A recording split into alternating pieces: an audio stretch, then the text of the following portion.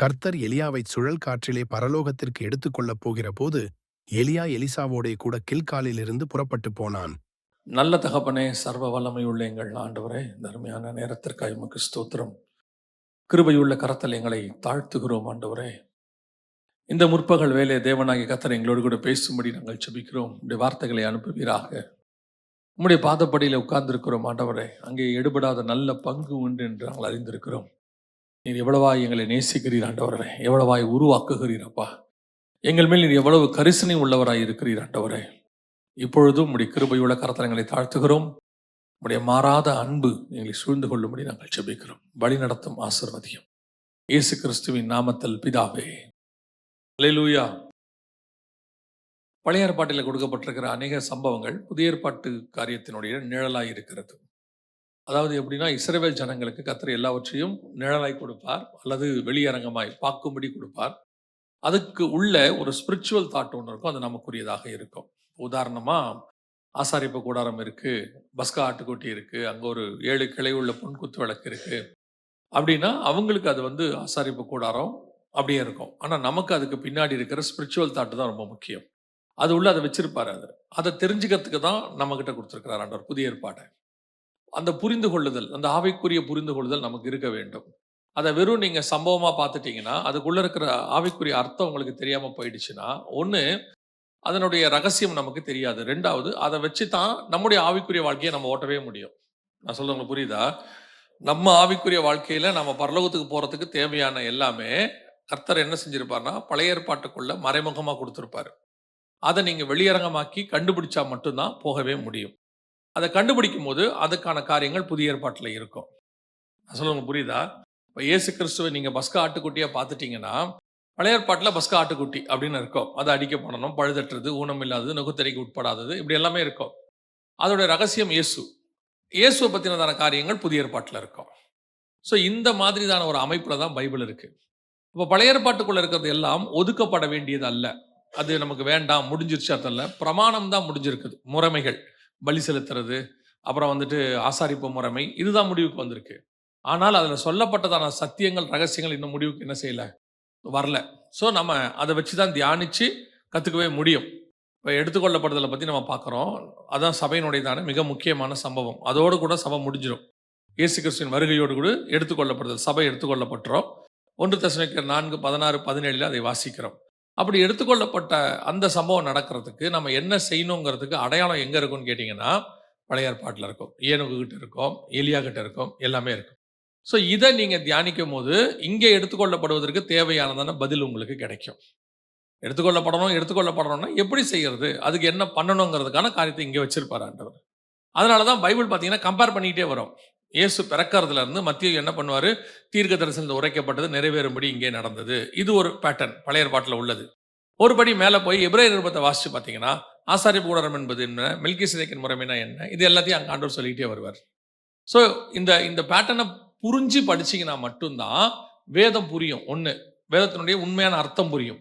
2வது, நமக்கு அதிலிருந்து ஒரு டேக்அவே இருக்கும். ஒன்று, நம்ம கற்றுக்க போகிறோம். கற்றுக்கிறது மட்டும் இல்லை, அதை தான் நம்ம ஆவிக்குரிய வாழ்க்கையில் யூஸ் பண்ண போகிறோம். இல்லை என்று சொன்னால் வெறும் வசனம் உங்களுக்கு வசனமாய் மட்டும்தான் இருக்கும், வேற எதுவுமே உங்களுக்கு பிரயோஜனப்படாது. இப்போ நாம என்ன பார்க்க போறோம் இன்னைக்கு அப்படின்னு கேட்டிங்கன்னா, இந்த எலியாவுடைய கான்செப்ட். எலியா பார்த்தீங்கன்னா 1 ராஜாக்கள் 17ஆம் அதிகாரத்தில் உள்ள நுழைவார். கீலேயாத்தின் குடிகளிலே திஸ்பியன் ஆகிய எலியா அப்படின்னு நுழைவார். அங்கே ஆரம்பிக்கிறவர் 2 ராஜாக்கள் புஸ்தகம் 2ஆம் அதிகாரத்தில் நீங்கள் வாசிச்ச அதிகாரத்தில் எடுத்துக்கொள்ளப்படுவார். எடுத்துக்கொள்ளப்பட்டு பரலோகத்துக்கு போனார்னு இருக்கு. இந்த அமைப்பு பார்த்தீங்கன்னா திடீர்னு வருவார். எலியாவுடையதான அப்பா அம்மா யாருன்னு தெரியாது, சொந்த ஊர் எதுன்னு தெரியாது. திஸ்பியன் ஆகிய எலியான்னு இருக்கு. திஸ்பியா அப்படின்றது என்னன்னு கேட்டீங்கன்னா, அந்த அன்னோன் சிட்டின்னு இருக்கும். அதாவது அறியப்படாத ஒரு நகரம் அப்படின்னு. அது எங்க இருந்துச்சுன்னே தெரியாதாமா. இஸ்ரேல்ல இருந்திருக்கலாம் அப்படின்னு சொல்றாங்க. ஸோ எங்கிருந்து வந்தாருன்னு தெரியாது. அதே மாதிரி அவர் எங்க போனாருன்னு தெரியாது. பரலோகத்துக்கு போனார், அவ்வளவுதான். நம்ம பார்க்காத ஒரு இடம் போயிட்டார். 2வது, எலியாவுக்கு வம்ச வரலாறு இல்லை. அப்பா யாரு, அம்மா யாரு, அந்த மாதிரி எதுவுமே இருக்காது. ஆரம்பமும் முடிவும் இல்லாதவன் இருக்கும். மெல்கிசேதேக்கின் முறைமைக்கு 7ஆம் அதிகாரம் எபிரேயர் நிருபத்தில் நீங்க வாசிக்கும் பொழுது அவன் ஆரம்பமும் முடிவும் இல்லாதவன் அப்படின்னு இருக்கும். ஸோ இந்த புதிய ஏற்பாட்டில் இருக்கிற மெல்கிசேதேக்கின் முறைமை அப்படின்னா என்னங்க அப்படின்னு சொல்லி கேட்டீங்கன்னா, இப்போ நம்ம ஃபாலோ பண்றோம் இல்லையா, ஒரு விஷயத்தை இப்போ நான் ஃபாலோ பண்ணிக்கிட்டு இருக்கிறோம்ல, இந்த ஃபாலோ பண்ற நியூ டெஸ்ட்மென்ட் சர்ச் இருக்குல்ல, இதுக்கு பேர் தான் மெல்கிசேதேக்கின் முறைமை. எங்க இருக்குது அப்படின்னு கேட்டீங்கன்னா வாசிங்க. 7ஆம் அதிகாரம் எபிரேயருக்கு நிருபம் 11வது வசனத்தை வாசிங்க.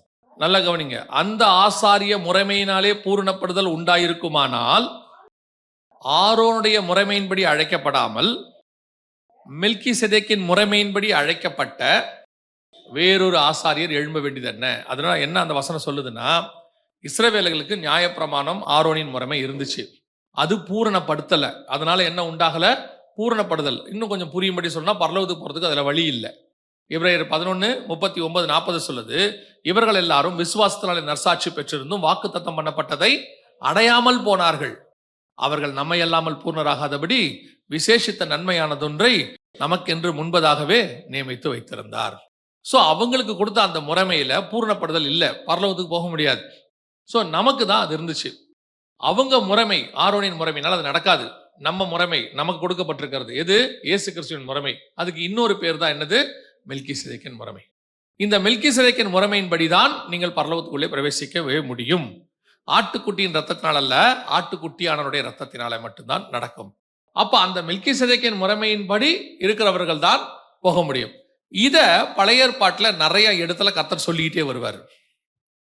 பைபிள்ல பாத்தீங்கன்னா இந்த வம்ச வரலாறு இல்லாத ஒரு லிஸ்ட் இருக்கும். ரூத்துக்கு வம்ச வரலாறு இருக்காது. நீங்க பாத்தீங்கன்னா மோவாப்ல இருந்து வந்தாங்கன்னு தான் இருக்கும், அப்பா அம்மா யாருன்னு இருக்காது. அதே மாதிரி ரூத் என்ன ஆனாங்கன்னு இருக்காது. குழந்தை பிறந்த உடனே அவங்க காணாம போயிடுவாங்க.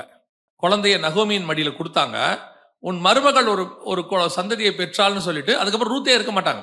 அதுக்கப்புறம் ரூத் எங்க இருப்பாங்கன்னா புதிய ஏற்பாட்டுல 1ஆம் அதிகாரத்துல இருப்பாங்க. அதுக்கப்புறம் பழைய ஏற்பாட்டுல எங்கேயுமே இருக்க மாட்டாங்க.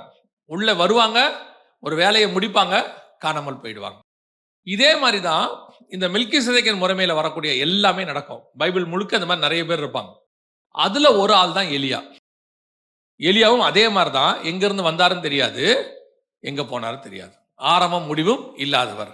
அதுல ஒரு பெரிய விஷயம் என்னன்னா மரணமே இருக்காது. என்ன இருக்காது?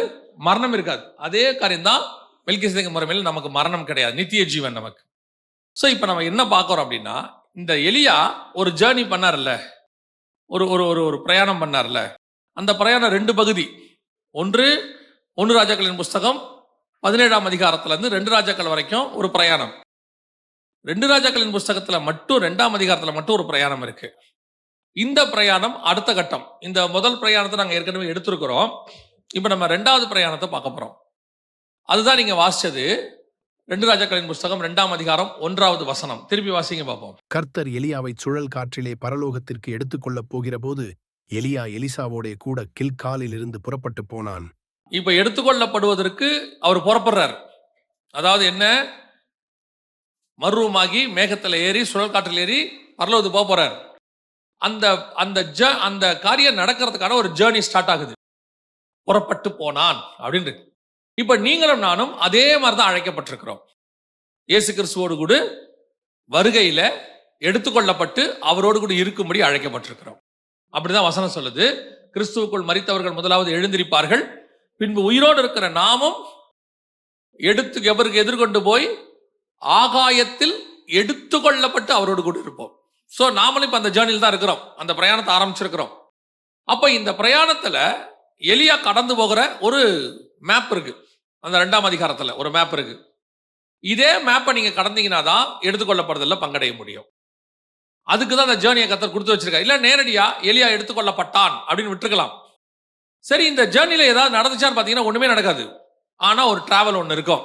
பைபிள்ல பாத்தீங்கன்னா இஸ்ரவேல் ஜனங்கள் எகிப்திலிருந்து விடுதலையாகி கானானுக்குள்ள போகிற வரைக்கும் ஒரு ஜேர்னி இருக்கும். அதுல ஒரு மேப் இருக்கும், அவங்க எங்கெங்கெல்லாம் போனாங்கன்னு. அதே மாதிரி ஆபிரகாம் அங்க மெசொப்பொத்தாமியா தேசத்துல புறப்படுவார், கானானுக்கு வருவார். அதுல ஒரு ஜேர்னி இருக்கும், அவர் எங்கெங்கெல்லாம் போனாருன்னு. இது ஆபிரகாமின் பிரயாணம், இஸ்ரவேலின் பிரயாணம். அதே மாதிரி பவுலுடைய ஜேர்னி ஒன்று இருக்கும் அப்போஸ்தலர் நடவடிக்கைகள்ல. இதெல்லாம் பைபிள்ல ஒரு சத்தியம். இந்த ஜேர்னியை ஃபாலோ பண்ணாதான் நம்ம ஆவிக்குரிய வாழ்க்கையில நாம அதை சக்சஸ் பண்ண முடியும். அதுக்குதான் நிழலா கர்த்தர் கொடுத்து வச்சிருக்கிறார். நாம அதை வெறும் சம்பவமா, கதையா, சரித்திரமா படிச்சுட்டு விட்டுறோம். அந்த ஜேர்னி எதுக்கு இந்த இடங்கள் பேரெல்லாம் கொடுத்துருக்காருன்னா, அந்த டாட்ஸை நீங்க எல்லாம் அப்படியே லிங்க் பண்ணிட்டே வந்தீங்கன்னா நம்ம ஆவிக்குரிய வாழ்க்கையோட ஜேர்னி நமக்கு கிடைச்சிடும். இப்ப நம்ம என்ன பார்க்க போறோம்னா, எலியாவுடைய அந்த பிரயாணத்தை பார்க்க போகிறோம். குறிப்பாக 2 ராஜாக்களின் புஸ்தகம் 2ஆம் அதிகாரத்திலிருந்து வாசிக்கிறோம். புறப்படுகிறான். எங்க புறப்படுகிறான்? எடுத்துக்கொள்ளப்படுவதற்கு அவன் புறப்படுகிறான். புறப்படும் போது எங்கிருந்து புறப்படுகிறான்? கில்கால் இருந்து, இதான் ஸ்டார்டிங் பாயிண்ட். நீங்கள் எடுத்துக்கொள்ளப்படுவதற்கு மிக முக்கியமாக ஆரம்பிக்க வேண்டிய இடம் எது? கில்காலில் ஆரம்பிக்கணும். கில்கால் என்பது எதற்கு அடையாளமாய் இருக்கிறது அப்படின்னு சொல்லி பாத்தீங்கன்னு சொன்னா, இஸ்ரவேல் ஜனங்கள் அந்த பிரயாணத்தை முடிப்பாங்க. எந்த பிரயாணத்தை? எகிப்துல இருந்து புறப்படுவாங்க. 40 வருஷம் பிரயாணம் இருக்கும். மோசே நடத்தி கொண்டே வருவாரு. கடைசியா யார் கொண்டு போய் சேர்ப்பா? யோசுவா கொண்டு போய் சேர்ப்பார். சேர்க்கும் போது இந்த பிரயாணத்துல அவங்க எங்க வந்து லாஸ்டா முடிப்பாங்க அப்படின்னு சொல்லி பாத்தீங்கன்னு சொன்னா, யோசுவாவின் புஸ்தகம் 5ஆம் அதிகாரம் 2வது வசனம் வாசி. அக்காலத்திலே கர்த்தர் யோசுவாவை நோக்கி, நீ கருக்கான கத்திகளை உண்டாக்கி திரும்ப 2ஆம் விசை இஸ்ரவேல் புத்திரரை விருத்த சேதனம் பண்ணு என்றார். இது எங்க நடந்துச்சுன்னு கேட்டீங்கன்னு சொன்னா, கில்கால்ல நடக்குது. இது கில்கால்ல தான் நடக்குதா அப்படின்னு நீங்க கேட்டீங்கன்னு சொன்னா, யோசுவாவின் புஸ்தகம் 4ஆம் அதிகாரம் 19ஆம் வசனம் 4:19 வசனம் சொல்லுகிறது, அவர் எங்கே வந்து பாளையம் இறங்கினார்கள்? கில்காலிலே. இந்த கில்கால் என்பதுதான் அவங்க முதல்ல அவங்களுடைய முதல் ஸ்டார்டிங் உள்ள வந்து தேசத்துக்குள்ள நுழையும் போது அவங்க முதல்ல உள்ள வர இடம். இது இப்படி எடுத்துக்கோங்க. எகிப்துல இருந்து அவங்க வந்த உடனே அதான் கடைசி ஸ்பாட். அவங்க வந்து இறங்குற தேசத்துக்குள்ள யோர்தானை தாண்டி வரக்கூடிய கடைசி ஸ்பாட். எங்கே இஸ்ரவேல் முடிக்கிறதோ அங்கே நாம் புறப்பட வேண்டும். நான் சொல்றது புரியுதா? இஸ்ரவேல் ஜனங்கள் கானானுக்கு வர்றவங்க, எலியா எடுத்துக்கொள்ளப்படுறவர். அது நியாயப்பிரமாணம் தேசத்துக்குள்ள வரும். சுயாதீன பிரமாணம் நாம தேசத்திலிருந்து மேலே எடுத்துக்கொள்ளப்படுகிறவர்கள். இந்த பிரயாணத்துல அவர் கில்கால்ல வந்து முடிக்கிறாரு, உள்ளுக்குள்ள வராரு.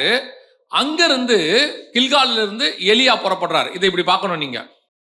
கரெக்டா கவனிச்சு பாத்தீங்கன்னா, நியாய பிரமாணம் எங்க முடியுதோ அங்கிருந்து தான் சுயாதீன பிரமாணம் தொடங்குச்சு. இயேசு கிறிஸ்து எங்க கல்வாரியில் அதை முடிச்சாரோ அதே இடத்துல இருந்தா நமக்கு உடன்படிக்கை தொடங்குச்சு. நான் சொல்றது புரியுதா? நியாயப்பிரமாணம் முடிவடைகிற இடத்துல இருந்து சுயாதீன பிரமாணம் தொடங்குது. அதான் வசனம் சொல்லுது, அவர் நியாயப்பிரமாணத்தின் முடிவாகவும் சுயாதீன பிரமாணத்தின் ஆரம்பமாகவும் இருக்கிறார். ரெண்டும் ஒரே இடத்துல முடியும். அதனாலதான் அந்த இடத்துல அவர் என்ன பண்றாரு? 5ஆம் அதிகாரத்துல வாசிக்கும் போது நான் வாசிச்ச வசனம், அக்காலத்திலே கர்த்தர் யோசுவாவை நோக்கி, நீ கருக்கான கத்திகளை உண்டாக்கி திரும்ப 2ஆம் விசை இஸ்ரவேல் புத்திரரை விருத்த சேதனம் பண்ணு என்றார். 2வது பிரமாணம் வருது உள்ள. ஏற்கனவே பண்ணியாச்சு, ஆனால் நீ என்ன பண்ணு? 2வது முறை, 2வது பிரமாணம் அர்த்தம். அவருடைய அர்த்தம் என்ன? நம்முடைய உடன்படிக்கை தேவனோடு கூட ஏற்படுத்தப்பட்டவர்கள், அவர்கள் தான் இந்த எடுத்துக்கொள்ளப்படுதலிலே பங்கடைய முடியும். எப்ப இயேசுவோடு கூட உடன்படிக்கை பண்ணுகிறீர்களோ, இப்ப நமக்கு உடன்படிக்கைனா என்ன? அப்பமும் ரசமும் நம்ம எல்லாருக்கும் தெரியும். அந்த கம்யூனியன், அவருடைய ரத்தத்தினால் நம்ம என்ன செய்யப்படுறோம்? உடன்படிக்கை பண்றோம். இவர்களுக்கு அவர்கள் ரத்தத்தாலே உடன்படிக்கை வருது, விருத்த சேதனம். நமக்கு இயேசுவின் ரத்தத்தாலே உடன்படிக்கை வருகிறது. புரியுதா? அவங்க ரத்தம் உள்ள கொண்டு முடிச்சிருச்சு, நம்ம ரத்தம் அங்கிருந்து கொண்டு போய் பரலோகத்துல சேர்க்குது. விருத்த சேதனம் வெளியிருந்து உள்ள கொண்டாந்துச்சு, ஆனா நம்முடைய இயேசு கிறிஸ்துவின் ரத்தம் உள்ள இருக்கிற நம்மளை கொண்டு போய் பரலோகத்துல சேர்க்குது. அப்போ இந்த பிரயாணத்துல எடுத்துக்கொள்ளப்படுதல்ல முதலாவதாக நீங்கள் நான் செய்ய வேண்டியது 2வது பிரமாணத்தை ஏற்றுக்கொள்ளணும். அதாவது நமக்கு கொடுக்கப்பட்டதான உடன்படிக்கை, இதற்கு நாம் ஒத்துக்கொள்கிறவர்களாக இருக்கணும். இந்த 2வது உடன்படிக்கைன்னு சொல்லக்கூடியதான சுயாதீன பிரமாணம் அல்லது புதிய ஏற்பாட்டு சபை அல்லது கம்யூனியன், இப்படி கொஞ்சம் ஈஸியா வச்சுக்கோங்க, கம்யூனியன். இதற்கு நீங்கள் நானும் உண்மை உள்ளவர்களாய் இருக்கணும். இதுல பங்கு பெறுகிறவர்களாய் காணப்பட வேண்டும். இன்னைக்கு இந்த சபையானது கம்யூனியன் வந்து இருக்கிறது, ஆனால் சடங்காச்சாரமா இருக்கிறது. வசனம் சொல்லுது, அபாத்திரமாய் போஜன மாத்திரம் பண்ணுகிறவன் எவனோ அவன் என்ன ஆவானா? வழி ஒரு சிலர் உங்களிலே ஒரு சிலர் வியாதியஸ்தர்களாயும் ஒரு சிலர் நித்திரையும் அடைந்திருக்கிறார்கள். 1 வாசிக்கிறோம். ஆனால் இன்னைக்கு இந்த 2ஆம் விசை கம்யூனியன், 2வது உடன்படிக்கை, சுயாதீன பிரமாணம் அல்லது இந்த கம்யூனியன் பண்ணப்படுகிறதா, ஒழுங்கா பண்ணப்படுகிறதாங்கிற கேள்வி. எடுக்கிறது முக்கியம் இல்ல, ஒழுங்காக எடுக்கப்படுகிறதா? இங்க இருந்து தான் நம்முடைய ஜேர்னியே ஸ்டார்ட் ஆச்சு. புதிய உடன்படிக்கை தொடங்குது. இங்கிருந்து தான் நாம புதிய ஏற்பாட்டு சபையே ஸ்டார்ட் ஆகுது. அதனாலதான் இயேசு சொன்னாரு, போய் அங்கே தங்கி இருங்கள் எருசலேமிலனார். ஆனால் இன்னைக்கு நாம சபைக்கு வரோம், இந்த உடன்படிக்கைக்கு உண்மை உள்ளவர்களா இருக்கிறோமாங்கிறதா கேள்வி. இன்னைக்கு சபையில கம்யூனியன் என்பது ஒரு சடங்காச்சாரமாய் மாறிவிட்டது.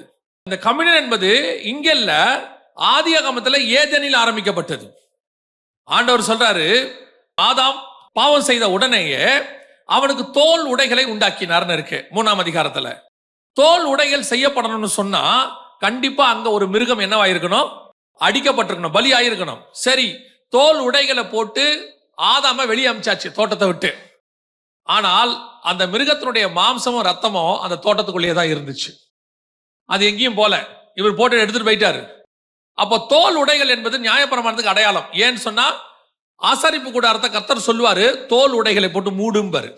ஆட்டுத்தோலால போட்டு மூடு, ஆண்டவர் சொல்வார் தபசு தோலால மூடும்பார். இது நியாயப்பிரமாணத்துக்கு அடையாளம். ஆனால் வெளியே போனவர்கள் நியாயப்பிரமாணத்தோடு போனார்கள். உள்ளே வந்தா உள்ள என்ன இருக்குது? மாம்சமும் ரத்தமும், கம்யூனியன் இருக்குது. இது இல்லாமல் ஜீவ விருட்சத்தை பெற முடியாது, நித்திய ஜீவனை அடைய முடியாது. அதனாலதான் இயேசு சொன்னாரு, என் ரத்தத்தை பானம் பண்ணி என் மாம்சத்தை புசிக்கிறவனுக்கு நித்திய ஜீவன் உண்டு, அவனை கடைசி நாளில் எழுப்புவேன்னு ஆண்டவர் சொன்னார். அப்போ முதலாவது இந்த ஜேர்னில நீங்கள் செய்ய வேண்டிய இம்பார்ட்டன்ஸ் அல்லது ஸ்டார்டிங் பாயிண்ட் எங்க இருக்கு? உங்க கம்யூனியன்ல இருக்கு. நீங்க வாங்குற அப்பத்தி ரசத்துல இருக்கு. இப்போ அப்பத்தை நம்ம சரீரம்னு சொல்றோம். கிறிஸ்துவின் சரீரத்துக்கு அது என்னவா இருக்குது? அடையாளமா இருக்குதுன்னு சொல்றோம். அந்த சரீரம் அப்போ சரீரத்துக்கு அடையாளம். ஏன் அந்த சரீரம் கிழிக்கப்படணும்? எதனால அந்த சரீரம் கிழிக்கப்படணும்னா, வாசிங்க எபிரேயர்கள் நிருபம் 10ஆம் அதிகாரம் 19வது வசனத்தை வாசிங்க. ஆகையால் சகோதரரே, நாம் பரிசுத்த ஸ்தலத்தில் பிரவேசிப்பதற்கு இயேசுவானவர் தமது மாம்சமாகிய திரையின் வழியாய் புதிதும் ஜீவனுமான மார்க்கத்தை நமக்கு உண்டு பண்ணினபடியால். அவரோட அர்த்தம் என்ன? அவர் சரீரம் எப்படி கிழிக்கப்பட்டதோ அதே மாதிரி தேவாலயத்தின் திரைச்சீலை எப்படி கிழிக்கப்பட்டதோ அதே மாதிரி உங்களுக்கும் எனக்கும் பரலோகத்திற்கு வழி திறந்துச்சுன்னு சொல்லுது. மகா பரிசுத்த உள்ள நுழைவதற்கு அந்த திரைச்சீலை எப்படி கிழிஞ்சோ அதே மாதிரி இயேசுவின் சரீரம் கிழித்து நம்மை உள்ளே கொண்டு போய் பரலோகத்தில் நிக்குது. அப்போ உங்க கையில கொடுக்கப்படுகிற அப்பம் என்பது ஞாயிற்றுக்கிழமை கொடுக்கக்கூடியதான ஒரு சடங்காச்சாரம் அல்ல. அது பரலோகத்திற்கு வழி திறந்தாச்சின்னு உங்க கையில கொடுக்கப்படுகிற டோக்கன். இந்த கருக்களான அந்த கத்தியை எடுத்து 2வது முறையாக அவர்களுக்கு விருத்த சேதனம் பண்ணு. அப்படி அர்த்தம் என்ன? இந்த உடன்படிக்கைக்குள்ள வர வந்தா போக முடியும். அதுவும் இந்த உடன்படிக்கையை உண்மையா செய்யறவன். இன்னைக்கு உண்மையா செய்யப்படுதா? அந்த ரத்தம் தான் எனக்கு ஒன்று சொல்லி கொடு, அந்த மாம்சம் தான் எனக்கு சொல்லுது நான் பரலோகத்துல பிரவேசிக்க முடியும். எனக்கு ஒரு கர்த்தர் அதுக்கான டோக்கனை கையில கொடுத்திருக்கிறார். இப்போ உங்களுக்கு ரேஷன் கார்டு எல்லாம் இருக்கும். ஆனால் திடீர்னு உங்களுக்கு ஒன்று சொல்லுவாங்க, ஏதோ ஒன்று தருவாங்க கவர்மெண்ட்ல, 1000 2000 3000 ஏதாவது ஒன்று தருவாங்கன்னு வச்சுக்கோங்களேன். நீங்க போயிட்டு என்ன பண்ணணும்? உங்க ரேஷன் கார்டை காட்டி அவங்ககிட்ட என்ன வாங்கணும்? முதல்ல ஒரு டோக்கனை வாங்கணும். அதுக்கப்புறம் அந்த டோக்கனை நீங்க தொலைச்சிட்டீங்க. ஆனா இப்ப போய் சொல்லுங்க, எங்கட ரேஷன் கார்டு இருக்கு, ஆனா நான் என்ன வாங்கல, டோக்கன் வாங்கல. அவன் சொல்லுவான், உங்க ரேஷன் கார்டுல என்ன இருக்குது? சீல் இருக்கு. இந்த சீல் போட்டாச்சுன்னா உங்கள்கிட்ட டோக்கன் கொடுத்தாச்சுன்னு அர்த்தம். இனி ரேஷன் கார்டு இருந்தாலும் கிடைக்காது, டோக்கன் இருந்தால் மட்டும்தான் அந்த கிஃப்ட் கிடைக்கும். புரியுதா? அதே மாதிரிதான் மீட்கப்படும் நாளுக்கென்று முத்திரையான பரிசுத்த ஆவியான நம்மகிட்ட இருந்தாலும் அவர் நம்ம எதுக்கு நேராக நடத்துறாரு? பரலோகத்துக்கு நேராக நடத்துறாரு. அப்படி உள்ளே போறதுக்கு என்ன கொடுத்து வச்சிருக்கிறாருன்னா அப்பத்தையும் ரசத்தையும் கொடுத்து வச்சிருக்கிறாரு. பரிசுத்தாவி இருக்கிறாரு, ஆனா நான் அபாத்திரமாய் போஜனமானம். பரிசுத்தாவி இருக்கிறாருன்றதுனால நாம எல்லாருமே பரிசுத்தவான்கள் அர்த்தம் அல்ல. உள்ள ஆவியானவர் உணர்த்திட்டே தான் இருக்கிறாரு, ஆவியானவர் சொல்லிக்கிட்டே தான் இருக்கிறாரு. ஆனால் அப்பத்தையும் ரசத்தையும் கையில கொடுத்தா வச்சிருக்காரு, கம்யூனியன் எடுக்க தான் செய்யறோம். ஆனா நம்மகிட்ட இருக்கிற சுபாவம் என்ன? உள்ளுக்குள்ள போறதுக்கான காரியம் இல்ல. ஆண்டவர் இருதயத்தை பார்க்கிறாரு. இன்னைக்கு நிறைய பேர் என்ன, கம்யூனியன் எடுக்காட்டி பாஸ்டர் தப்பா நினைப்பாரு, அவங்க தப்பா நினைப்பாங்க, அப்பா அம்மா தப்பா நினைப்பாங்க, என்ன செய்யலாம்? சரி எடுத்துருவோம். எடுத்து அதை ஒரு சடங்காச்சாரமா எடுக்க எடுக்க எடுக்க எடுக்க அந்த ஷார்ப் கான்சியஸ் போயிடும். அதுக்கப்புறம் என்ன ஆகும் தெரியுமா? அதை ஒரு உடன்படிக்கையாவே பார்க்காம அதை ஒரு நிகழ்ச்சியா பார்க்க தொடங்கிட்டோம். அதனுடைய விளைவு என்ன? கம்யூனியன் இருக்கு, ஆனா பரலோகத்துக்கு போக மாட்டாங்க. அதுல நீங்க புரிஞ்சுக்க வேண்டிய மிக முக்கியமான ஒரு விஷயம் ஒண்ணு இருக்கு. இந்த வசனத்துல வாசிச்சோம் இல்லையா, இதுதான் நித்திய ஜீவனுக்கான வழின்னு சொல்லி. அதான் ஜீவனை உண்டாக்கும், மாற்றுக்கிறது கிடையாது. ஆனா அதுக்கு இன்னொரு பிரச்சனை இருக்கு. அதை அபாத்திரமா போஜனமான பண்ணா அது உங்களை கொல்லவும் செய்யும். வசனம் என்ன சொல்லுது? அபாத்திரமாய் போஜனமானவர்கள் சிலர் நித்திரையும் அடைந்திருக்கிறார்கள். இன்னைக்கு நம்ம என்ன சொல்லிட்டு இருக்கிறோம்? கிருபை. கர்த்தர் அதெல்லாம் கிருபையா இருப்பார், இரக்கமா இருப்பார்.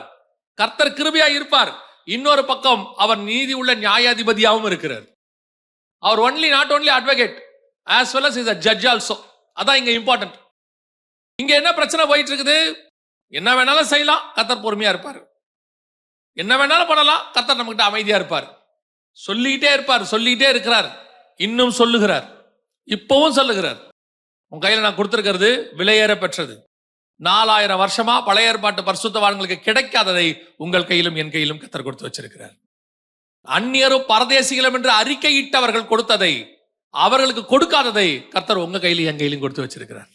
பழைய ஏற்பாட்டு முழுக்க அந்த பரிசுத்தவான்கள் இதுக்காக தேடிக்கிட்டே இருந்தான். அவனுக்கு கிடைக்காத எல்லாத்தையும் உங்க கையில என் கையிலும் கொடுத்திருக்காரு. இதை கையில வச்சுக்கிட்டு கர்த்தருக்கு விரோதமா பண்ற காரியம் ஆண்டவர் பார்த்துட்டே இருக்கிறாரு. யூதாஸ் காரியத்து ஊழியக்காரன், அவன் அப்போஸ்தலன், அவனே நாண்டு கொண்டு செத்தான்னு இருக்கே. எப்ப சவுல் ராஜாவாக அபிஷேகம் பண்ணப்பட்டானோ அப்பத்துல இருந்து அவன் உண்மையான ராஜாவா இருக்கணும். எப்ப கர்த்தருக்கு விரோதமா பொருளாசை உடையவனா மாறி ஆடு மாடுகளுக்கு பின்னாடி போனானோ வசனம் சொல்லுது, கர்த்தர் அவனை விட்டு நீங்கினார். கர்த்தரால் விடப்பட்ட பொல்லாத ஆவி வந்தது. யூதாஸுக்கும் சவுலுக்கும் ஒரே விஷயம் நடக்கும். இவனும் அபிஷேகம் பெற்றவன், அவனும் அபிஷேகம் பெற்றவன். இவன் மேலே கர்த்தருடைய அழைப்பு இருந்துச்சு, அவன் மேலே கர்த்தருடைய அழைப்பு இருந்துச்சு. இவனும் பொருளாசைக்காரன், அவனும் பொருளாசைக்காரன். 2 பேரை விட்டு கர்த்தர் நீக்கினார். 2 பேருக்குள் சாத்தான் புகுந்தான். 2 பேரும் செத்து போனார்கள். நாண்டு கொண்டு செத்தார்கள் 2 பேரும். இன்னைக்கு வசனம் அப்படித்தான் இருக்கிறது. கில்காலில் இருந்து தான் புறப்படணும். நீங்க புறப்படும் போதே கர்த்தர் எக்ஸ்பெக்ட் பண்றது உடன்படிக்கையை உண்மை உள்ளவர்களாய் செய்ய வேண்டும் என்பது. பைபிள்ல எப்படி இருந்தாலும் பரலோகத்துக்கு போலான்னு பைபிள் ஒரு இடத்துல கூட சொல்லல. இப்படி இருந்தாதான் போக முடியும்னு சொல்லுது. அப்படி இருந்தாதான் போக முடியும். என்ன ஆயிடுச்சு அப்படின்னு கேட்டீங்கன்னு சொன்னா, பல நேரங்களில நம்முடைய பொறுமை ஒரு கோபத்தை உண்டாக்கி வெளியே கொண்டு வருது இல்ல, அந்த மாதிரி தான் இப்ப நடக்குது. இப்ப நம்ம கிட்ட ஆண்டவர் கொடுத்திருக்கிறதான இந்த காரியம் எல்லாமே நம்ம அப்படிதான் போயிட்டு இருக்கிறோம். நம்ம எல்லாம் பரிசுத்தவான்களாக முயற்சி செய்து கொண்டு இருக்கிறோம். அப்ப நல்லா கவனிச்சீங்கன்னா, அந்த இடத்துல உள்ளே போறதுக்கு கர்த்தர் நம்ம கிட்ட கொடுத்திருக்கிற கம்யூனியன், இது மிக முக்கியமான ஒரு காரியம். இதை நாம என்ன செஞ்சிட்டு இருக்கிறோம்? பரிசுத்தவான்களை போல வேஷம் போட்டுட்டு உட்கார்ந்துட்டு இருக்கிறோம். உள்ளுக்குள்ள இன்னும் நிறைய இருக்குது. ஆண்டவர் பார்த்துக்கிட்டே இருக்கிறாரு. ஒரு நாள் திடீர்னு மொத்தமா வெடிக்குது, அப்படியே வெளியே வந்துருது. அதனுடைய விளைவு என்னவா மாறுது? நாம கம்யூனியனை எடுக்கும் போது பரிசுத்தவானா மாறணும்னு சொல்லி நீங்க எடுக்கிறது வேற, அது வேற. ஒப்பு கொடுத்து அறிக்கையிட்டு இனிமேட்டு செய்ய மாட்டேன்றது, அப்புறம் பலகீனத்துல விழுறோம், அது வேற. சிலருக்குலாம் துணிகரம் எல்லாருக்கு, ஆனாலும் அவன் பாட்டு எடுப்பான். அவனுக்கு அந்த உணர்த்துதலே இருக்காது. ஆண்டவர் சொல்றாரு, உடன்படிக்கையில தப்பா இருந்தாலும் நீ உள்ள போக மாட்ட, ஸ்டார்ட்டே பண்ண முடியாது. ஆரம்பிக்கும் போதே கில்கால், அவனுக்கு முடிக்கிறது கில்கால், நமக்கு ஆரம்பிக்கிறது கில்கால். அப்படியானால் தேவன் நம்ம இடத்துல எதிர்பார்க்க மிக முக்கியமான விஷயம், ஆரம்பிக்கும் போது உடன்படிக்கை, த பெர்ஃபெக்ட் ஒன். அவர் எதிர்பார்க்கறதான் அந்த பெர்ஃபெக்ட் ஒன். ஏன்னா அவங்ககிட்ட இல்ல, அது நியாயப்பிரமாணத்துல நம்ம கிட்ட இருக்கு. அப்ப ஆரம்பிக்கும் போது 2ஆம் விசை கர்த்தர் எதிர்பார்க்கக்கூடியது. சரி, அங்கிருந்து அவர் புறப்பட்டு எங்க போறாரு பாருங்க, வாசிங்க. எலியா எலிசாவை நோக்கி, நீ இங்கே இரு, கர்த்தர் என்னை பெத்தேல் மட்டும் போக அனுப்புகிறார் என்றான். அதற்கு எலிசா, நான் உம்மை விடுகிறதில்லை என்று கர்த்தரின் ஜீவனையும் உம்முடைய ஜீவனையும் கொண்டு சொல்லுகிறேன் என்றான். அப்படியே இருவரும் பெத்தேலுக்கு போனார்கள். 2வது அவர் எங்க போறாரு? பெத்தேலுக்கு போறாரு. இப்போ உடன்படிக்கைக்குள்ள வந்தாச்சு, நம்ம உண்மை உள்ளவர்களா இருக்கிறோன்ற இடத்துல இருந்து வரேன் நான் இப்போ. ஏன்னா அந்த உடன்படிக்கை பெர்ஃபெக்டா இருந்தா நீங்க அடுத்த ஸ்டெப்புக்கே போக முடியும். இப்போ உடன்படிக்கைக்குள்ள வந்து பெர்ஃபெக்டா போகும்போது அடுத்து நீங்க போக வேண்டிய இடம் எது? பெத்தேல். பெத்தேல்னா உங்க எல்லாருக்கும் தெரியும், தேவனுடைய வீடு, நம்ம எல்லாருக்கும் தெரியும். அப்போ அதுக்கப்புறம் தான் சர்ச்சுக்கு வரணுமா அப்படின்னா அது அர்த்தம் இல்லை. நமக்கு சர்ச்சுக்கு வந்தாதான் கம்யூனியனே கிடைக்கும். ஆமா தானே? சர்ச்சுக்கு வந்தானே கம்யூனியன் கிடைக்கும். ஆனா இங்க பெத்தேல் என்பதற்கான அடையாளம் அல்ல. அவர் எங்கே போக சொல்லுகிறார்? என்னை பெத்தேலுக்கு போக சொல்லுகிறார். பெத்தேல் என்ற அடையாளம் என்ன? தரிசனம். முதலாக பரலோகத்திற்கு வாசல் திறந்திருக்கிறது என்கிறதை கண்ட இடம் எங்கன்னு கேட்டீங்கன்னா பெத்தேல்ல தான் நடக்கும். ஆதியாகமத்தின் புஸ்தகம் 28ஆம் அதிகாரம் 12வது வசனம் வாசிங்க. அங்கே அவன் ஒரு சொப்பனம் கண்டான். இதோ, ஒரு ஏணி பூமியிலே வைக்கப்பட்டிருந்தது, அதன் நுனி வானத்தை எட்டியிருந்தது. அதிலே தேவதூதர் ஏறுகிறவர்களும் இறங்குகிறவர்களுமாய் இருந்தார்கள். இங்கேதான் வசனம் சொல்லுது, ஒரு ஏணி வானத்துக்கு வைக்கப்பட்டிருக்கிறதையும் அந்த தரிசனத்தையும் யாக்கோபு பார்க்கிறார். இந்த வசனத்தை எப்படி பார்க்கணும்னு நான் உங்களுக்கு சொல்றேன். நான் ஏற்கனவே சொன்னேன் இல்லையா, பழைய ஏற்பாடு முழுக்க புதிய ஏற்பாட்டினுடையதான காரியங்கள் மறைவாய் இருக்கும். இப்ப இதனுடைய அர்த்தம் என்ன அப்படின்னு கேட்டீங்கன்னா, யாக்கோபு என்றால் இஸ்ரவேல். இஸ்ரவேல் ஏசாவுக்கு பயந்து எங்க வராரு? ஊரை விட்டு ஓடுறாரு. அதே மாதிரி இஸ்ரவேல் ஜனங்கள் தேசத்தை விட்டு துரத்தப்படுவார்கள். அப்படி போகும்போது ஒரு சொப்பனம் வழியில ஒன்று நடக்கும். அதுல என்ன நடக்கும்னு கேட்டீங்கன்னா, அவருக்கு ஒரு சொப்பனம், நித்திரை காலம்னு வச்சுக்கோங்க. இஸ்ரவேல் ஜனங்கள் காணாமல் போன காலம் அது. கிபி 70 இருந்து 1948 வரைக்கும் வச்சுக்கோங்க. நித்திரை காலம், இஸ்ரவேல் படுத்துடுச்சு, இல்லாத காலம். இப்போ அதுல அவருக்கு தரிசனம் என்ன அப்படின்னு கேட்டீங்கன்னா, ஒரு ஏணி வைக்கப்பட்டிருக்கிறது. ஏணி யாரு? இயேசு கிறிஸ்து. யோவான் எழுதின சுவிசேஷம் 1ஆம் அதிகாரம் கடைசி வசன வாசி. பின்னும் அவர் அவனை நோக்கி, வானம் திறந்திருக்கிறதையும் தேவதூதர்கள் மனுஷகுமாரனிடத்திலிருந்து ஏறுகிறதையும் இறங்குகிறதையும் நீங்கள் இது முதல் காண்பீர்கள் என்று மெய்யாகவே உங்களுக்கு சொல்லுகிறேன் என்றார். இங்க என்ன இருக்கு பாருங்க, ஆதியாகமம் 28 அங்கே ஒரு ஏணி பூமியில வைக்கப்பட்டிருந்தது, அந்த நுனி வானத்தை எட்டி இருந்தது, அதுல தேவதூதர்கள் ஏறுகிறவர்களாயும், இங்க மனுஷகுமாரன் மேல ஏறுகிறதும் இறங்குறதும், இங்க ஏணியின் மேல ஏறுகிறதும் இறங்குகிறதும். அப்ப அந்த ஏணி யாரு? இயேசு கிறிஸ்து. அது எங்கே இருந்தது? பூமியில வைக்கப்பட்டிருந்தது. அது நுனி எங்கே எட்டி இருந்தது? வானத்தை எட்டி. அப்ப இதான் வழி. இது எங்க வரும்? இஸ்ரவேல் தன் தேசத்தை விட்டு ஓடும் போது வரும். நடுவுல இஸ்ரவேல் ஜனங்கள் தங்கள் தேசத்தை விட்டு கிபி 70 போகும்பொழுது புதிய உடன்படிக்கை தொடங்குகிறது. அப்பதான் முதலாக பரலோகத்திற்கு வழி திறக்குது. இப்பதானே சொன்னோம், கம்யூனியன் வந்தோடனே என்ன வருது? வழி வருது. இப்போ இந்த தரிசனம் தான் யாருக்கு கொடுக்கப்படுகிறது? யாக்கோபுக்கு கொடுக்கப்படுகிறது. யாக்கோப் என்றால் இஸ்ரவேல். அப்ப இவன் பெத்தேலுக்கு போறனா என்ன அர்த்தம்? கம்யூனியன் எடுத்த உடனே அடுத்து உங்களுக்கு இருக்க வேண்டிய தரிசனம் என்ன, நீங்கள் காண வேண்டிய தரிசனம் என்னவென்றால், நான் அடுத்து புறப்பட்டு எங்க போனோம்? பரலோகத்துக்கு போகணும். இதோட கூட என்னுடைய பிரயாணம் எதை நோக்கி தொடங்குறது? பரலோகத்தை நோக்கி தொடக்கிறது. அந்த தரிசனத்துக்குள்ள வரணும்னு அர்த்தம். பெத்தேலுக்கு வரணும்னா சர்ச்சுக்கு வரணும்னு அர்த்தம் இல்ல. எங்க வரணும்? தரிசனத்துக்குள்ள வரணும். எந்த தரிசனத்துல வரணும்? பரலோகத்துக்கு போற தரிசனத்துல வரணும். எத்தனை பேர் இயேசு கிறிஸ்துவை ஏற்றுக்கொண்ட பிறகு பரலோகத்தின் தரிசனத்துல இருக்கீங்க? நான் சபைக்கு பரலோகத்துக்கு போறதுக்காக தான் வரேன் அப்படிங்கிறவங்க எத்தனை பேர் இருக்கீங்க? நமக்கு எல்லாருக்குமே சர்ச்சுக்கு வருவதுக்கு ஒரு நோக்கம் இருக்கு, எல்லாருக்கும் ஒரு காரணம் இருக்கு. அது என்ன வேணா இருக்கலாம். ஹீலிங்கா இருக்கலாம், டெலிவரன்ஸா இருக்கலாம், பிளஸ்ஸிங்கா இருக்கலாம், என்ன வேணாலும் இருக்கலாம். ஆனால் சபை இது எதற்கான இடமும் கிடையாது. பிளஸ்ஸிங்கும் கிடையாது, ஹீலிங்கும் கிடையாது, டெலிவரன்ஸுக்கும் கிடையாது. அப்படின்னா இதெல்லாம் சர்ச்சில் இல்லையா? அதெல்லாம் இருக்கு. ஆனா சர்ச்சு அதுக்கான இடம் இல்ல. சர்ச்சு டிரான்ஸ்ஃபர்மேஷனுக்கான இடம். சபை பரலோகத்துக்கு கொண்டு போகிற இடம். அதுக்கு தான் இந்த இடம். அதுல இதெல்லாம் கூட கொடுக்கப்படும். அந்த டிரான்ஸ்ஃபர்மேஷன்ல என்ன நடக்கும்? ஹீலிங் நடக்கும், டெலிவரன்ஸ் நடக்கும், பிளஸ்ஸிங் நடக்கும், எல்லாமே இருக்கும். என்னைக்காவது சபைக்கு வரும்போது நான் எதற்கு சபைக்கு வருகிறேன்? என்னை கர்த்தர் எதற்கு இந்த சர்ச்சுக்கு கூட்டு வந்தாரு? நீங்கள் இங்க ஆசீர்வதிக்கப்படுவதற்காக வரவில்லை. இதெல்லாம் கர்த்தருடைய பார்வையில ஒண்ணுமில்லாத பீனட்ஸ் மாதிரி. இதுதான் நம்ம சபைக்கு வரதுக்கான வேலையா? ஆனால் கர்த்தர் உங்களை கொண்டு வந்து எதுக்கு தெரியுமா? பெத்தேலுக்கு தரிசனத்தை பெற்றுக் கொள்வதற்கு.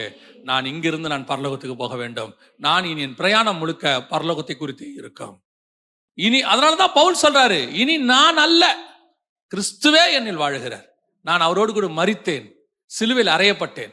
இனி என்னுடைய தாட் ஃபுல்லா கிரைஸ்டுடைய தாட். இன்னைக்கு இருக்குதா சபையில? இன்னைக்கு எல்லாருக்குமே அப்படிதான் இருக்கு. சர்ச்சுக்குள்ள ஆளாளுக்கு ஒரு சபை குறிப்பு, ஆளாளுக்கு ஒரு தேவை, ஆளாளுக்கு ஒரு எதிர்காலத்தின் திட்டம். ஏங்க இதெல்லாம் இருக்கக்கூடாதா? நான் சொல்றேன், இருக்கக்கூடாது. ஏன் இருக்கக்கூடாது? என்னைக்காவது உங்க பிள்ளை உங்ககிட்ட ஒரு 2-3 வயசுல பேச ஆரம்பிச்சதுல இருந்து, அப்பா என் பேர்ல இடம் வாங்கிட்டீங்களாப்பா, எனக்கு கல்யாணம் பண்ணதுக்கு நகை சேர்த்துட்டீங்களாப்பா அப்படின்னு கேட்டா உங்களுக்கு டென்ஷன் ஆகாதா? நீங்க என்ன சொல்லுவீங்க? அதை அந்த காலத்துல எல்லாத்தையும் பண்ணி தொலைக்கிறேன், இப்ப நீ படிக்க வேண்டியதை படிச்சு தொலை சொல்லுவீங்களா மாட்டீங்களா? உங்க பையன் வந்து கேட்கறான், அப்பா எனக்கு 44 சைஸ்ல ஒரு சட்டை வாங்கி கொடுங்க. டேய் உனக்கு 6 வயசு தானடா ஆகுது, எதுக்குடா? அப்ப நான் 44 வரமாட்டேனா? என் மேல உங்களுக்கு விசுவாசம் இல்லையா? அவிசுவாசமா பேசுறீங்களா? நான் பலுகி பெருக மாட்டேனா? நீ வரும்போது 44 நான் வாங்கி தரேன். இப்போ உனக்கு என்ன நீங்க சொல்லுவீங்களா மாட்டீங்களா? அதே தானே தேவனும் சொல்றாரு.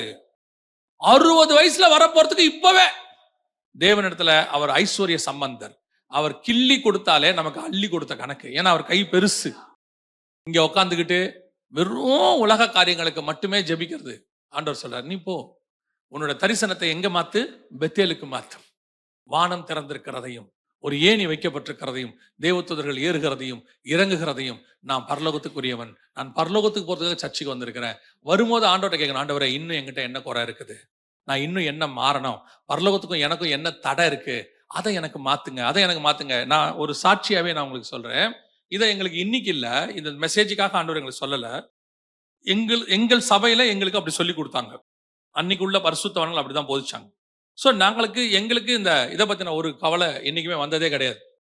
எந்த ஒரு காலத்திலும் எதை பத்தின மேல ஒரு ஃபியூச்சர் கவலை கர்த்தர் எங்களுக்கு கொடுக்கவே இல்லை. ஒரு தடவை கல்யாணத்துக்கு முன்னாடி ஒரு வேலை இல்லாத ஒரு டைம் ஒன்று வந்தது. ஒரு நாள் நடு தெரு ஒரு இடத்துல ஓரமா நிக்கிறேன். நிற்கும் போது ஒரு ஏதோ ஒன்று சூழ்நிலை நின்றுகிட்டு இருக்கிறேன். ஆண்டவர்கிட்ட கேட்டேன், ஆண்டவரே என் வாழ்க்கை இப்படியே போயிடுமா? இப்படியே ரோட்லயே போயிருமா? இப்படியே தான் நான் போவேன். நான் ஆண்டவர் சொன்னாரு, உன்னை நான் கரம் பிடிச்சிருக்கிறேன், உன்னை நான் நடத்துவேன். அன்னைக்கு நான் இருந்தது ரோட்ல, எந்த விதமான சோர்ஸ் இல்லை, எதிர்காலம் இல்லை, என்ன பண்ணுவோன்னு தெரியாது.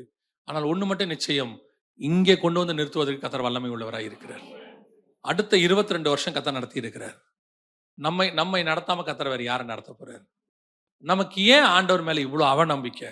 எவ்வளோ கொடுத்தாலும் ஆண்டவர்கிட்ட திருப்பி திருப்பி ஆண்டவரே எனக்கு அதை கொடுங்க, இதை கொடுங்க, அதை பண்ணுங்க, இதை பண்ணுங்க. இதுவரைக்கும் நடத்தின தேவன் இனியும் நடத்த போதுமானவராய் இருக்கிறார். விசுவாசத்தை துவக்கினவர் முடிக்கவும் போதுமானவராய் இருக்கிறார். அதையே யோசிச்சுட்டு இருக்காதீங்க. உலக பிரகாரமா அது வேணும் இது வேணும். சில நேரங்கள்ல இது உங்களை என்ன பண்ணுது தெரியுமா? இந்த தரிசனத்தையே பார்க்க விடாம பண்ணிடுது. பரலோகத்துக்கு போக விடாம பண்ணிடுது. நீங்க பெத்தேலுக்கே வரல, எங்க உட்கார்ந்து இருக்கிறீங்க? கில்கால்லையே இருக்கிறீங்க. உடன்படிக்கை இருக்கு, சர்ச்சுக்கு வரோம், எல்லாம் பண்றோம். ஆனா ஏன் வந்தோம்? இது ரெண்டாவதாக நாம் செய்ய வேண்டிய பிரயாணம். இப்ப இதை கிராஸ் பண்ணணும். இந்த தரிசனம் வந்த உடனே உங்களுக்கு அடுத்து என்ன வரும்? வாசிங்க 2 ராஜாக்களின் புஸ்தகம் 2ஆம் அதிகாரம் 4ஆம் வசனம். பின்பு எலியா அவனை நோக்கி, எலிசாவே, நீ இங்கே இரு, கர்த்தர் என்னை எரிகோ மட்டும் போக அனுப்புகிறார் என்றான். அதற்கு அவன், நான் உம்மை விடுகிறதில்லை என்று கர்த்தருடைய ஜீவனையும் உம்முடைய ஜீவனையும் கொண்டு சொல்லுகிறேன் என்றான். அப்படியே அவர்கள் எரிகோவுக்கு வந்தார்கள். எரிகோவுக்கு போகணும். எரிகோ என்றால் என்ன? எரிகோ என்பது என்ன? நம்முடைய பார்வையில எல்லாம் எரிகோ எப்படி இருக்குது? கன்ஃபார்மா நமக்கு எல்லாருக்கும் எரிகோனா என்ன அர்த்தம்? ஒரு சாபமான இடம். அது ஒரு சாபமான இடம். அங்கே சபிக்கப்பட்டது. எரிகோ தீக்கரையாக்கப்பட்டது. ஆண்டவர் சொல்றாரு எரிகோல இருந்து எதையும் எடுக்காதேங்கிறாரு. எல்லாமே உண்மை, மாற்று கருத்து இல்லை. ஆனால் நீங்கள் பார்க்கறது எல்லாமே பழைய ஏற்பாட்டில் ஒரு சிச்சுவேஷன் வரைக்கும் இருந்த எரிகோ. ஆனா ஒரு பீரியட்ல அந்த எரிகோ கர்த்தரால் தேர்ந்தெடுக்கப்படுகிறது. கரெக்டா எலியா வர்றதுக்கு முன்னாடி என்ன நடந்தது பாருங்க. 1 ராஜாக்களின் புஸ்தகம் 17ஆம் அதிகாரம் 1ஆம் வசனம் வாசிங்க.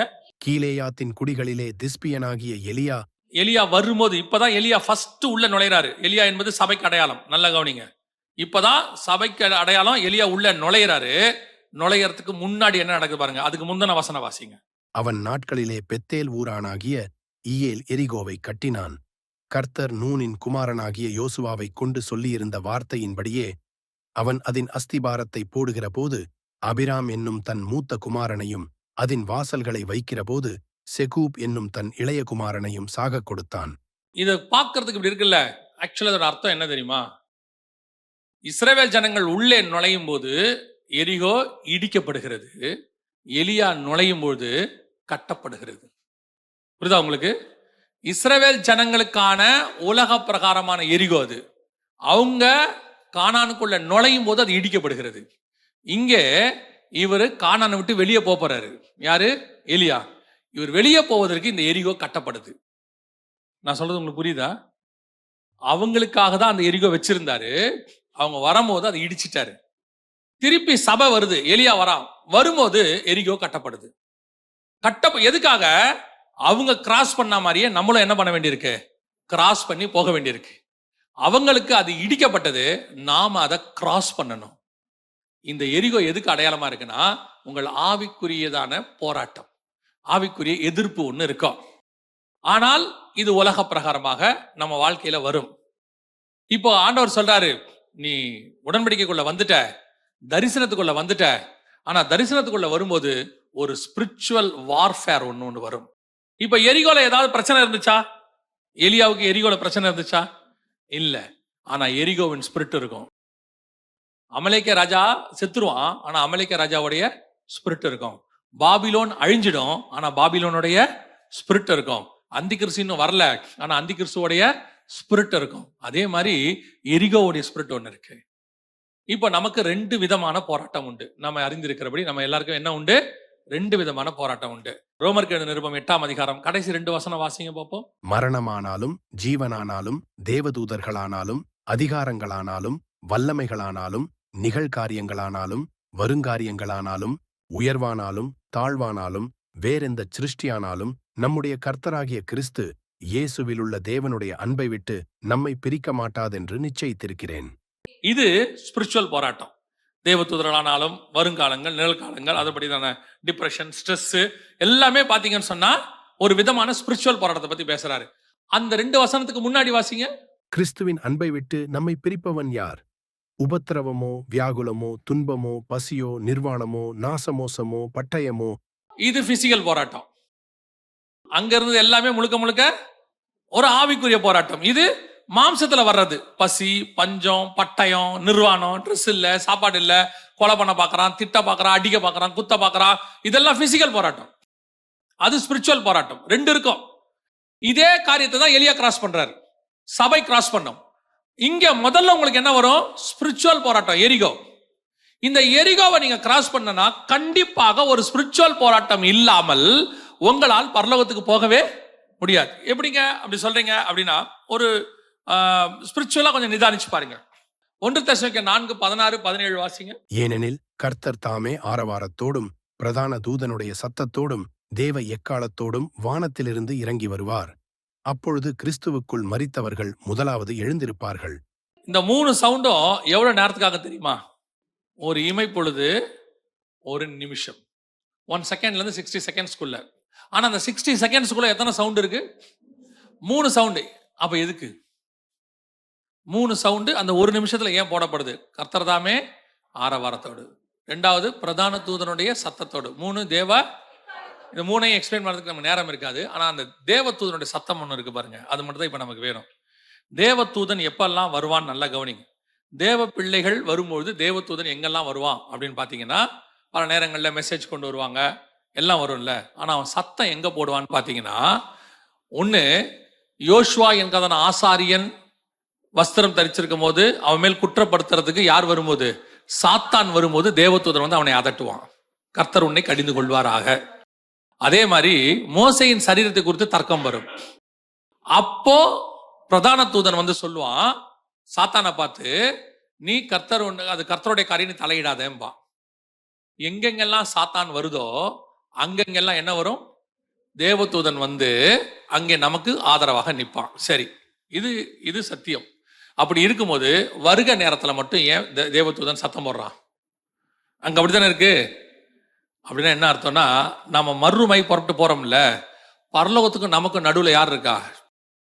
வானமண்டலத்தின் பொல்லாத சேனைகள். இந்த சேனைகளை ரிமூவ் பண்ணி நமக்கு வழியை ஆயத்தம் பண்றதுக்கு அந்த வானத்தை கிளியர் பண்றது யாருடைய வேலை? தேவதூதனுடைய வேலை. அப்ப நீங்க புறப்பட்டு அப்படி போகும்போது உங்களை முதல்ல ஆனா தடுக்காது. ஆனா அந்த இடத்துல ஒரு சின்ன போராட்டம் இருக்கு. அந்த இடத்துல யார் இருக்கிறா? ஸ்பிரிச்சுவல் வார்ஃபேர்னு சொல்லுவாங்க. அதான் வானமண்டலத்தின் பொல்லாத சேனை. இது வருகையில போற நம்மளை தடுக்குமானா தடுக்காது. இப்போ சொல்றேன், நாம மர்ரூம் ஆயிட்டோம்னா அது நம்மளை என்ன செய்யாது? தடுக்காது. ஆனா அது புரோட்டோகாலும்பாங்க, அவங்களை கிளியர் பண்ணுவாங்க. அதனாலதான் வெளிப்படுத்துற 12ஆம் அதிகாரத்துல வானத்துல யுத்தம் உண்டாயிற்று, தேவ தூதர்களும் சாத்தானும் அவனுடைய தூதர்களும் கீழே தள்ளப்பட்டார்கள். சோ நமக்கு முதல்ல ஒரு ஸ்பிரிச்சுவல் வார்ஃபேர்னு ஒன்று உண்டு. ஆவிக்குரிய யுத்தம் ஒன்று நீங்க கிராஸ் பண்ணணும். இந்த ஆவிக்குரிய யுத்தம் உங்களுக்கு எரிகோ மாதிரி வந்து நிற்கும். இப்போ நிறைய பேருடைய தானே ஒரு மெசேஜ் இப்ப சபைகள்ல கடைசியா இருக்கிறது என்னன்னா, இந்த கில்கால் உண்டு, உடன்படிக்கை எடுக்கிறாங்க, கமிஷன் உண்டு. பெத்தேல் உண்டு, பரலோகம் தரிசனம் உண்டு. ஆனா என்ன கிடையாது? எரிகோன்னு ஒண்ணு கிடையாது. எரிகோ இடிச்சாச்சுங்க. ஆண்டவர் அந்த எரிகோ அத்தோட இடிச்சிட்டாரு. ஆண்டவருடைய மரணத்தோட நமக்கு துன்பம் எல்லாம் போச்சு, எல்லாம் போச்சு. யார் சொன்னது? உங்களுக்கும் எனக்கும் நிச்சயமாய் ஒரு வார்ஃபேர் உண்டு. இயேசு கிறிஸ்து உலகத்தில் உபத்திரவம் உண்டுன்னு தான் சொன்னார். ஏன்னா அவருக்கு உலகத்துல உபத்திரவம் என்ன இருந்துச்சு? இருந்துச்சு. இப்படி நிறைய பேர் இல்லைங்க, இயேசு சொல்லிட்டாரு உங்களுக்கு உபத்திரவத்தை நான் சுமந்து தீர்த்துட்டேன். எங்கேயும் அப்படி சொல்லலை. நம்முடைய பாவங்களை சுமந்து தீர்த்திருக்கிறார், நம்முடைய சாபங்களை அவர் ஏற்றுக்கொண்டார். இன்னொருத்தர் சொல்றாரு, நாம் ஐஸ்வர்யன் ஆக்கும்படி அவர் என்னவானார்? அப்ப நாமெல்லாம் என்னவா ஆயிட்டோம்? அப்படிதானே? கரெக்ட் தானே? அப்படின்னா யார் ஃபர்ஸ்ட் ஐஸ்வர்யன் ஆயிருக்கணும்? இயேசுக்கு அப்புறம். இயேசுக்கு அப்புறம் முதல்ல ஐஸ்வர்யனா யார் மாறி இருக்கணும்? அப்போஸ்தலர்கள். நம்மளை விட அவங்க தான் டெடிகேட்டட். எல்லாத்தையும் விட்டுட்டு வந்தாங்க. அவங்க ஏன் ஆகல? அவர் சொல்றாரு, பசியோ பஞ்சமோ பட்டயமோ நிர்வாணமோங்கிறாரு. பேதுரு சொல்றாரு, வெள்ளியும் பொண்ணும் என்னிடத்தில் இல்லை அப்படின்னு சொல்றாரு. அவங்க எல்லாம் பாருங்க தர்ம காரியத்துக்கு பணத்தை சேர்த்தாங்கன்னு இருக்கு. அப்புறம் என்ன அர்த்தம்? அப்ப அவங்க ஐஸ்வர்யம் ஆனாங்கன்னு இல்லையே பைபிள்ல.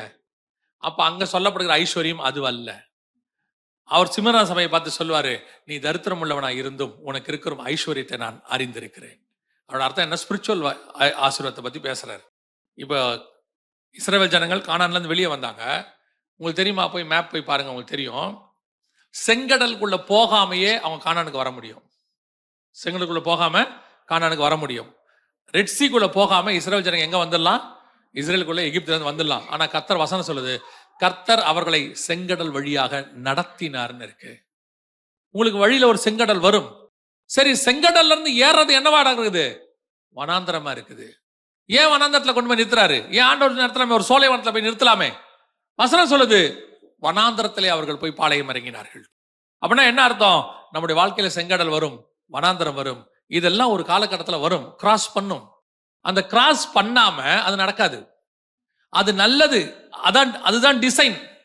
ஆனா ஒண்ணு தெரிஞ்சுக்கொள்ளுங்க, இந்த உலகம் பாவத்தில் இருக்கிறது. இந்த பாவத்தில் இருக்கிற உலகத்தை ஜெயிக்கிறதுக்கு கர்த்தர் நமக்கு பிசிக்கலாவும் சரி, ஸ்பிரிச்சுவலாவும் சரி, சில இம்யூனிட்டி பவர் உருவாக்கி இருக்கிறாரு. அந்த இம்யூனிட்டி பவருக்கு நீங்க வேலை கொடுக்கணும். கொடுத்துக்கிட்டே இருந்தால்தான் அது உள்ள ஆக்டிவாக இருக்கும். இல்லாவிட்டா என்னவா இருக்காது? ஆக்டிவாக இருக்காது. பல நேரத்துல நம்ம இம்யூனிட்டி, ஸ்பிரிச்சுவல் இம்யூனிட்டி பவர் ஆக்டிவாவே இல்லை. பாருங்க, டாக்டர் சொல்லுவாங்க, ஒரு 6 மாசத்துக்கு ஒரு தடவை ஜுரம் வந்தா நல்லதுன்னு சொல்லுவாங்க. ஒரு 1 இயருக்கு ஒரு தடவை கோல்டு பிடிச்சி ஜுரம் வந்துருது.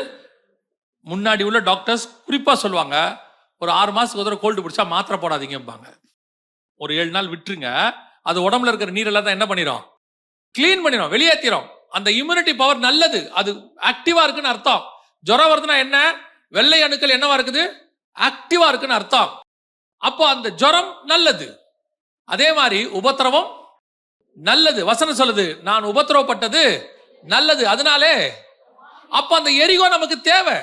ஆனா ஒண்ணு மட்டும் நிச்சயம், அந்த உபத்திரவத்தில் நீங்கள் ஜெயம் பெறுவீர்கள், தோல்வி அடைய மாட்டீர்கள். அந்த வனாந்தரத்தில் நீங்கள் மரிக்க மாட்டீர்கள். செங்கடல் உங்களை விழுங்காது. உங்களை கிராஸ் பண்ண வைப்பதற்கு கர்த்தர் போதுமானவராய் இருக்கிறார். கர்த்தர் சில நேரத்தில் அனுமதி கொடுக்கிறார். சில பிரச்சனை வருது, சில போராட்டம் வருது, சில உபத்திரம் வருது, கர்த்தர் கொடுக்கிறார். இன்னைக்கு கடைசி காலத்துல என்ன ஆக்கிட்டாங்க உங்களை? எரிகோவே கிடையாது, பிரச்சனை கிடையாது, போராட்டம் கிடையாது, கவலைப்படாது, அதெல்லாம் ஒண்ணுமே ஆகாது. அப்படி வந்துச்சுன்னா உடனே நீ பாவம் செஞ்சிருக்கிற. அதனாலதான் சரி, பட்டணம் தோறும் பவுல் அடிக்கப்பட்டாரு, பாவம் செஞ்சாரா? தீமோத்தேயுவுக்கு வியாதி வந்துச்சு, பாவம் செஞ்சாரா?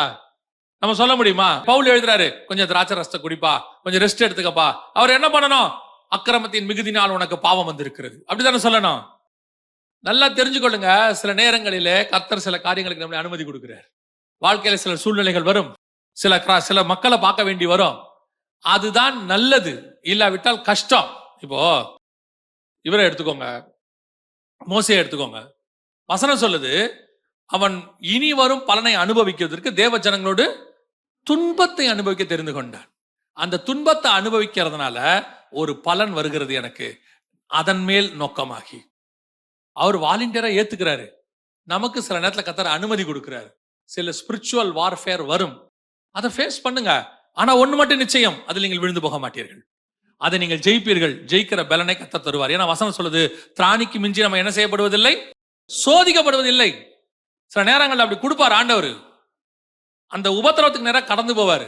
கவனிச்சுக்கொள்ளுங்க, பல நேரங்களில் கர்த்தர் நம்மளை உபத்திரவத்துக்கு நேரம் நடத்துவார். அது ஸ்பிரிச்சுவல் வார்ஃபேர் இருக்கதான் செய்யும், ஒன்றும் செய்ய முடியாது. அதை தூக்கி ஆண்டவர் கொடுக்கிறார். ஆனால் எரிகோவை தாண்டி தான் வர வேண்டும். அடுத்து எரிகோ தாண்டி அவர் எங்க போறார் பாருங்க, வாசிங்க பார்ப்போம். பின்பு எலியா அவனை நோக்கி, எலிசாவே, நீ இங்கே இரு, கர்த்தர் என்னை எரிகோ மட்டும் போக அனுப்புகிறார் என்றான். கடைசியா எங்க அனுப்புறாரு? இது பிசிக்கல் வார்ஃபேர். ஸ்பிரிச்சுவல் வார்ஃபேர் வந்தது உண்மை, உங்க கண்ணுக்கு தெரியாது, போராட்டம் வந்தது, எல்லாம் உண்மை.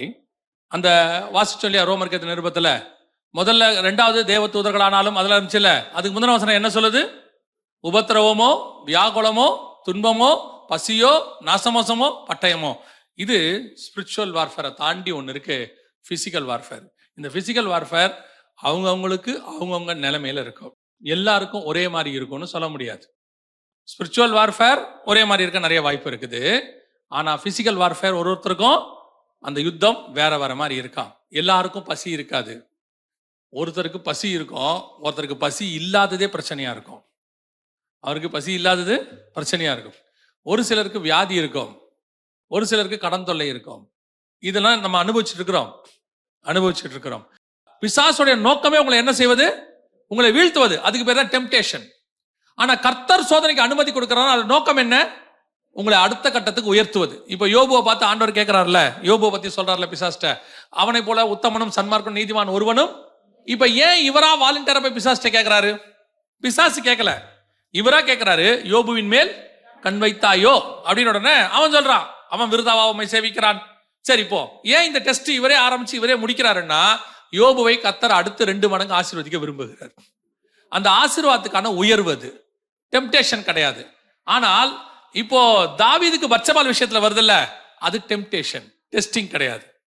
கர்த்தர் இந்த மாதிரி டெஸ்டிங் பண்ண மாட்டாரு. இங்க யோபுக்கு அவரா தான் அனுப்புனாரு, நீ போய் அவனை தொடு, அடி, என்ன வேணா பண்ணிக்கோ, ஜீவனை தப்ப விடு, அவர் சொன்னாரு. இங்க பத்சபால் விஷயத்துல அவர் ஒண்ணுமே சொல்லலையே. இன்னைக்கு நிறைய பேர் டெஸ்டிங்க்கும் டெம்ப்டேஷனுக்கும் டிஃபரன்ஸ் தெரியாம இருக்கான்.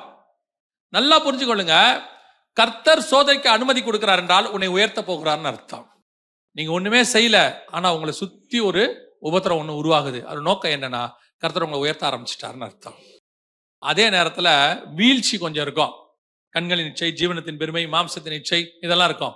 இதெல்லாம் கர்த்தர் கொடுக்கறது கிடையாது, நம்மளா செல்ஃப், நம்மளா ஏற்படுத்தி கொள்றது. அப்ப இந்த இடத்துல நீங்க பிசிக்கலி ஒரு யோர்தானை கிராஸ் பண்ண வேண்டி வரும். அதான் யோர்தானுக்கு நேராக வருகிறான். அந்த யோர்தான் என்பது எதை குறிக்கிறது? Physical problem. அது எது வேணாலும் இருக்கலாம், பணத்துல இருக்கலாம், அல்லது வியாதியில இருக்கலாம், என்ன வேணாலும் இருக்கலாம். ஏதோ ஒன்று வரும். சிலர் சொல்லுவாங்க, இல்லைங்க அது வியாதி வந்துச்சுன்னா ஏதோ பாவம் தான் காரணம். அப்படிலாம் இல்லை, அந்த மாதிரிலாம் இல்லை. இப்போ யோபுக்கு தலை முதல் கால் வரைக்கும் என்ன வந்துச்சு? பரு வந்துச்சு. அதனால நம்ம என்ன சொல்ல முடியும்? அவன் பாவின்னு சொல்ல முடியுமா? இல்லை. சில நேரங்களில் சில எதிர்ப்புகள் வரும், ஸ்பிரிச்சுவலி வரும். அதை முழுசா எக்ஸ்பிளைன் பண்ண முடியாது, அதை அனுபவிக்கிறவங்களுக்கு மட்டும்தான் தெரியும். சில நேரத்தில் சிலர் அனுபவிப்பாங்க, அவங்களால என்ன செய்ய முடியாது, எக்ஸ்பிளைன் பண்ண முடியாது. ஏன் ஆண்டவரை, எதனால? கேள்விக்கு பதிலும் இருக்காது. ஆனால் ஒன்று மட்டும் நிச்சயம், அந்த யோர்தான் ஒரு நாள் பிளக்கும். அதன் நடுவிலே நீங்களும் நானும் நடந்து போவோம், கடந்து போவோம். யோர்தான் நம்மை ஒன்றும் செய்யாது. யோர்தான் எப்பவுமே எப்படி வரும் தெரியுமா? மேல இருந்து கீழே வரும்பாங்க. யோர்தான் ஃப்ளோ எப்படி மேல இருந்து கீழே ஃப்ளோ வரும்பாங்க. அதை அடிச்சுக்கிட்டு வருமா. ஆனா அந்த ஆசாரியில போய் நின்ன உடனே அது என்ன பண்ணுச்சா? ஒரு இடத்துல நின்னுச்சு அப்படிம்பாங்க. அந்த மாதிரி தான் உங்களுக்கும் எனக்கும் அந்த இடத்துக்கு போகும் பொழுது கர்த்தர் அதை பிரித்து விடுவார், வழி ஏற்படுத்துவார். வழியே இருக்காது. கடைசி தடை. எடுத்துக்கொள்ளப்படுகிற இடத்துக்கு நீங்க வந்துட்டீங்க. அந்த யோர்தானுக்கு அப்புறம் தாண்டி வந்த உடனே எடுத்துக்கொள்ளப்படுதல் தான். அதுக்கப்புறம் வேற இடமே இல்லை. அப்படிதான் வசனம் சொல்லுது.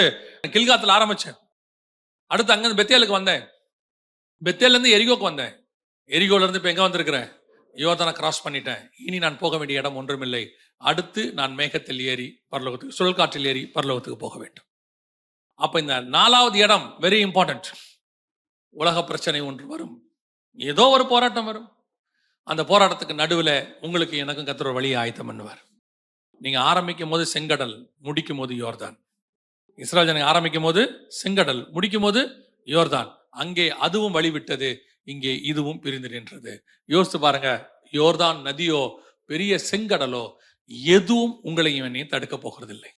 இந்த பிரயாணம் ஜெயத்துடன் முடியும். உங்களை என்னையும் கர்த்தர் கொண்டு போய் பரலோகத்திலே சேர்ப்பார். அதுல மாற்று கருத்தே இல்லை. ஏன்னா விசுவாசத்தை துவக்கினவர் முடிக்கவும் வல்லமை உள்ளவராய் இருக்கிறார்.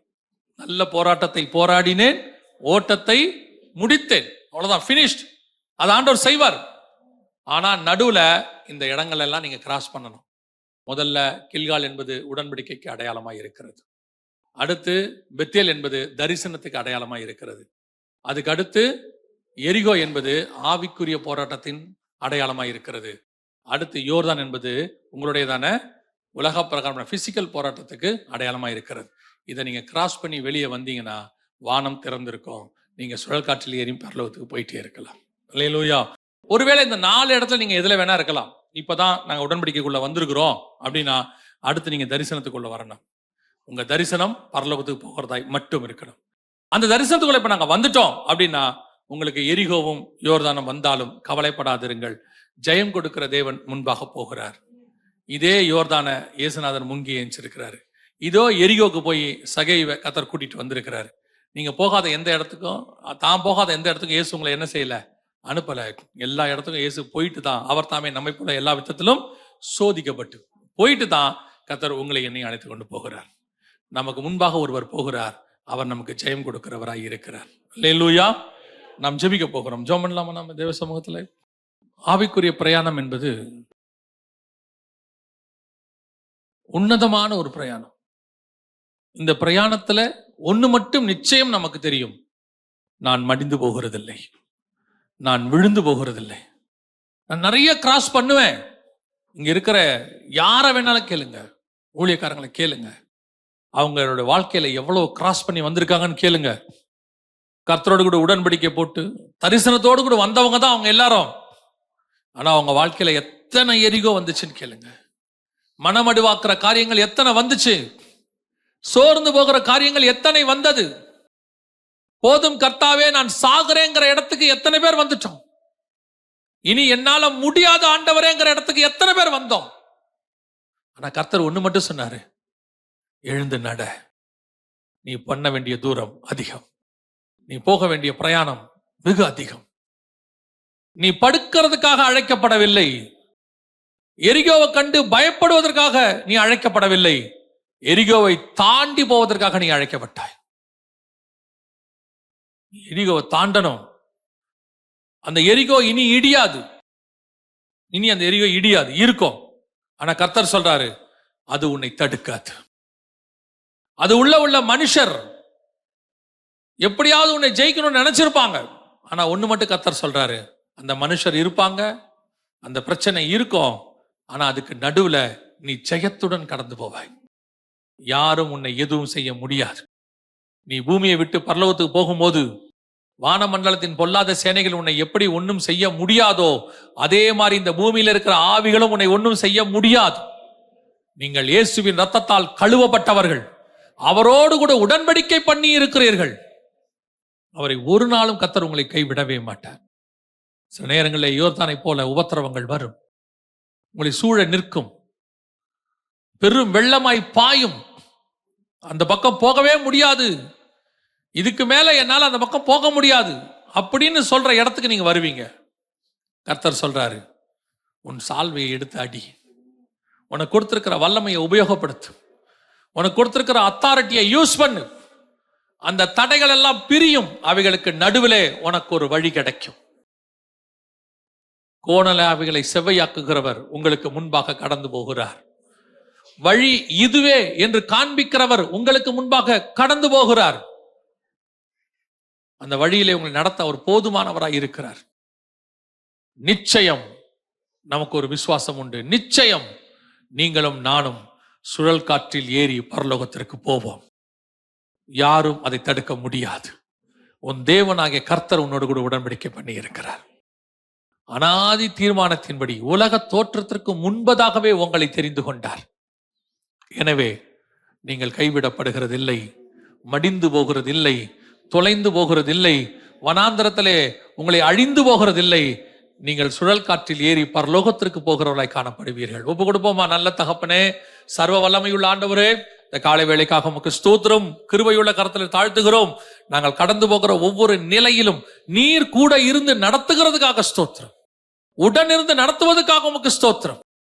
விழாதபடி கர்த்தர் நீர் எங்களை பாதுகாக்கிறதுக்காக உமக்கு ஸ்தோத்திரம். உம்முடைய மகிமை மூடிக்கொள்ளட்டும். எங்கள் ஆண்டவர் இயேசு கிறிஸ்துவின் நாமத்தில் பிதாவே.